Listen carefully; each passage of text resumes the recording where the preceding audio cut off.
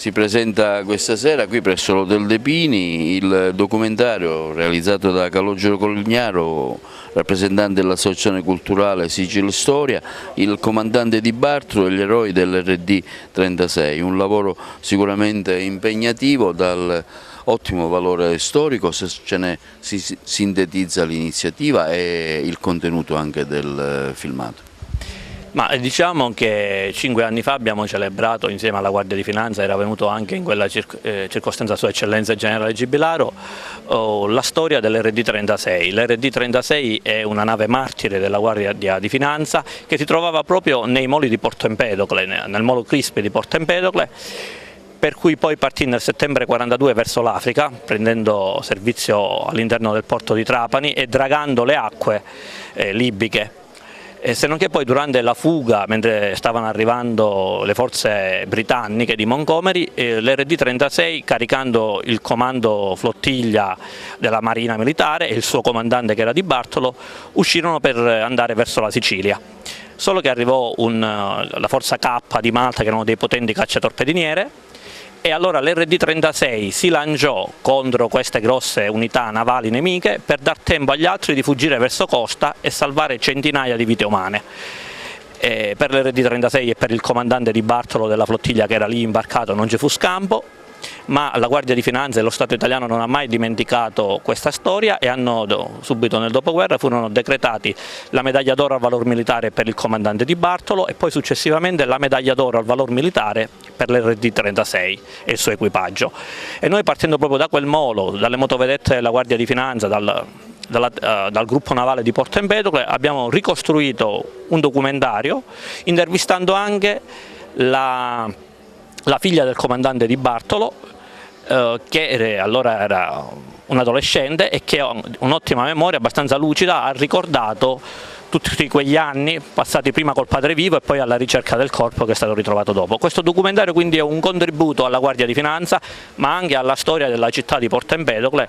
che ha vissuto anni veramente difficili e che in parte sono stati dimenticati prima che Sicil Storia lavorasse per la ricostruzione della storia militare di questa città. Il dottor Conigliaro ha fatto una bella opera di ricerca storica e ha recuperato un episodio della Seconda Guerra Mondiale estremamente significativo, perché sostanzialmente il Regio Dragamine della Guardia di Finanza,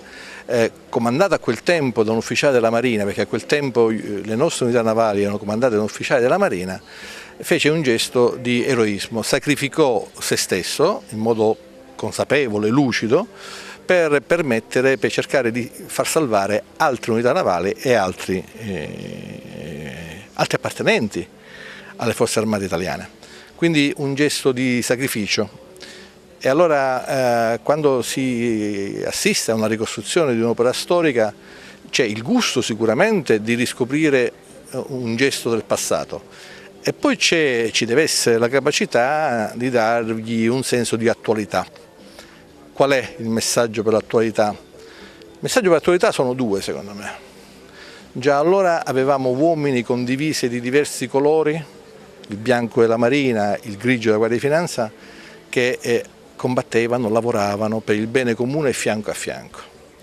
E allora bisogna imparare tutti quanti a vivere creando squadra. Noi dobbiamo creare squadra, la squadra degli uomini dello Stato, che deve incontrare la squadra dei cittadini e devono capire di essere accomunati da un interesse comune, il bene comune dei nostri territori, della nostra patria, della nostra regione, delle nostre cittadine, dei nostri paesi. E questo è il primo messaggio. Il secondo è quello che tutti dobbiamo avere uno spirito di servizio. Noi militari, nel momento in cui facciamo il giuramento, giuriamo di servire la Repubblica, la patria, ma questo spirito di servizio, lo ripeto, deve essere uno spirito di servizio trasversale. Noi vogliamo essere percepiti come dei servitori dei nostri concittadini e quindi anche questi esempi ci servono a far capire come i nostri uomini e oggi anche le nostre donne vanno viste come dei fratelli pronti a sacrificarsi per la nostra comunità. Ho ritenuto di partecipare e ho subito raccolto l'invito da parte dell'associazione, da parte di Calogero Conigliaro, e devo dire che molto leggendo, diciamo, ci sono delle cose molto importanti, perché la storia è fondamentale, e quindi questa sera con enorme piacere non potevo mancare all'evento. È un capitolo molto bello della storia empedoclina che secondo me va riscoperta, perché noi nasciamo intorno al porto, ma il nostro porto di per sé è un momento fondamentale anche della seconda guerra mondiale, quindi tutta questa riscoperta anche dei misteri che ci sono intorno alla seconda guerra mondiale, allo sbarco degli alleati, può essere un punto non solo di riconsiderazione della storia empedoclina e della sua appartenenza, delle sue splendide origini, ma anche una svolta in campo per quel che riguarda il turismo storico, perché per fortuna noi viviamo in tempo di pace, ma è giusto fare memoria anche del passato, della guerra, che ha avuto degli aspetti salienti sicuramente, in cui Porto Empedocle è stata una grande protagonista nella seconda guerra mondiale, quindi è giusto dare l'adeguato risalto a questi aspetti della storia.